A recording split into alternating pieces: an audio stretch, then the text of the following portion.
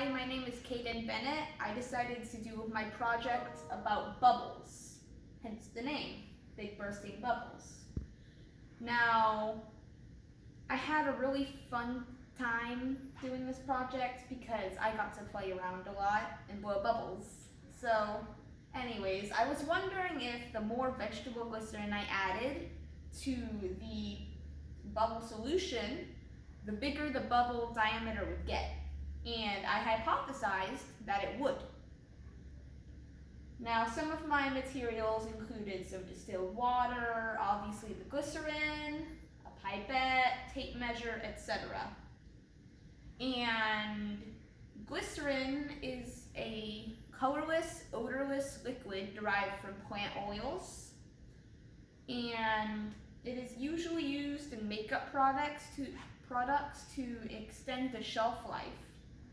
Now, a bubble is a small body of gas surrounded by a thin film.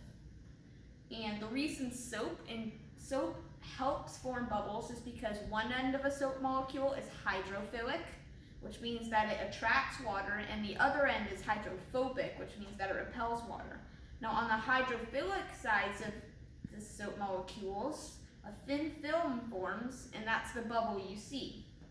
Now, glycerin's chemical formula is C3H8O3, and since it has hydrogen and oxygen molecules inside of it, it can combine with water easily because they both have the same molecules, generally. Now, for each solution, I used 3/4 cup distilled water, 1/8 cup Dawn Ultra Dish Soap, but I started out with 1/2 tablespoon vegetable glycerin, and for each solution, I added an extra 1/2 tablespoon. So in solution 1, I had 1/2, solution 2, 1 tablespoon, 1/2 tablespoon, and then in solution 4, I had 2 tablespoons. Now, once I mixed the solutions together, I had to let them sit for 5 days to strengthen them. And finally they were done. And I started blowing bubbles on a wet table. Now, I used a pipette with the back end cut off to blow air into the bubble. And apparently, solution 1 with less glycerin had smaller bubbles on average. However, with solution 4, I had bigger bubbles on average. So my hypothesis was correct. And on average, my bubbles grew by 9.04 centimeters. And interestingly, the biggest bubble, because I got lucky, was solution 3 at 37.5 centimeters. And since I have to have the average of each, it reduced that, so that's why solution 4 had bigger diameter on average. Now, here are some pictures of me blowing some.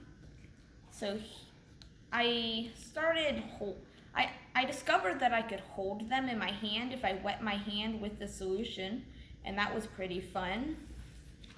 And here's me adding glycerin.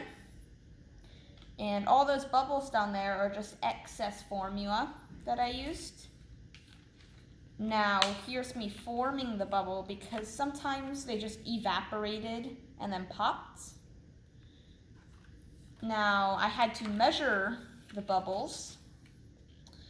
And, here's me inflating it with a pipette. The pipette, as you can see, the pipette's inside of it, and I'm blowing air through the other end. Now, pun intended, I was playing around when I was blowing the bubbles inside of my hands. And one last thing I want to talk about is surface tension, as you can see here.